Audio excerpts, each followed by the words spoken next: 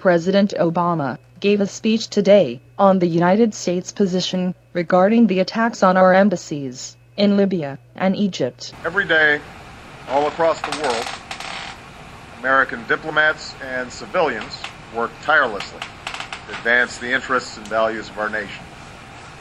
Often, they are away from their families. Sometimes, they brave great danger. Yesterday, 4 of these extraordinary Americans were killed in an attack on our diplomatic post in Benghazi. Among those killed was our ambassador, Chris Stevens, as well as Foreign Service Officer Sean Smith. We are still notifying the families of the others who were killed. And today, the American people stand united in holding the families of the 4 Americans in our thoughts and in our prayers. The United States condemns in the strongest terms this outrageous and shocking attack. We're working with the government of Libya to secure our diplomats. I've also directed my administration to increase our security at diplomatic posts around the world. And make no mistake, we will work with the Libyan government to bring to justice the killers who attacked our people. Since our founding, the United States has been a nation that respects all faiths.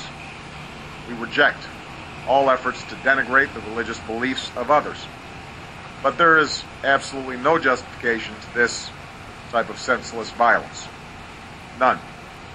The world must stand together to unequivocally reject these brutal acts. Already, many Libyans have joined us in doing so, and this attack will not break the bonds between the United States and Libya. Libyan security personnel fought back against the attackers alongside Americans. Libyans helped some of our diplomats find safety, and they carried Ambassador Stevens' body to the hospital, where we tragically learned that he had died. It's especially tragic that Chris Stevens died in Benghazi because it is a city that he helped to save. At the height of the Libyan revolution, Chris led our diplomatic post in Benghazi.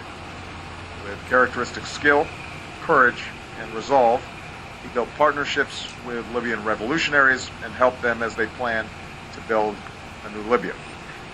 When the Gaddafi regime came to an end, Chris was there to serve as our ambassador to the new Libya, and he worked tirelessly to support this young democracy, and I think both Secretary Clinton and I relied deeply on his knowledge of the situation on the ground there. He was a role model to all who worked with him, and to the young diplomats who aspire to walk in his footsteps. Along with his colleagues, Chris died in a country that is still striving to emerge from the recent experience of war. Today, the loss of these 4 Americans is fresh, but our memories of them linger on. I have no doubt that their legacy will live on through the work that they did far from our shores and in the hearts of those who love them back home. Of course, yesterday was already a painful day for our nation as we marked the solemn memory of the 9/11 attacks. We mourned with the families who were lost on that day. I visited the graves of troops who made the ultimate sacrifice in Iraq and Afghanistan at the hallowed grounds of Arlington Cemetery, and had the opportunity to say thank you and visit some of our wounded warriors at Walter Reed. And then last night, we learned the news of this attack in Benghazi.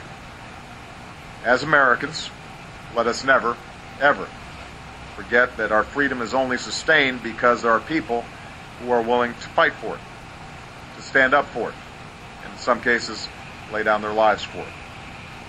Our country is only as strong as the character of our people and the service of those, both civilian and military, who represent us around the globe.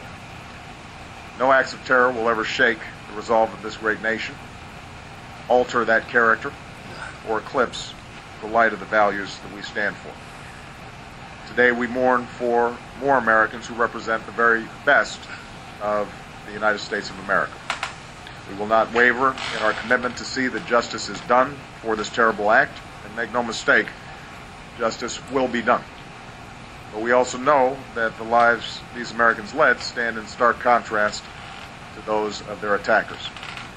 These 4 Americans stood up for freedom. and human dignity. They should give every American great pride in the country that they served, and the hope that our flag represents to people around the globe who also yearn to live in freedom and with dignity. We grieve with their families, but let us carry on their memory. Let us continue their work of seeking a stronger America and a better world for all of our children. Thank you. May God bless the memory of those we lost, and may God bless the United States of America. Mr. President, was this an act of war?